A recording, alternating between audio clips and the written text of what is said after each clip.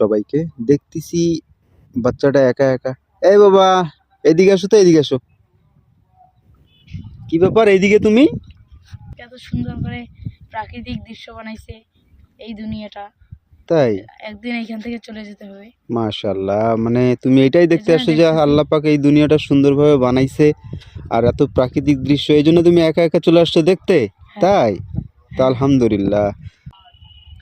أعوذ بالله من الشيطان الرجيم بسم الله الرحمن الرحيم وكذبوا بآياتنا كذابا فذوقوا فلن نزيدكم إلا عذابا إن للمتقين مفازا حدائق وأعنابا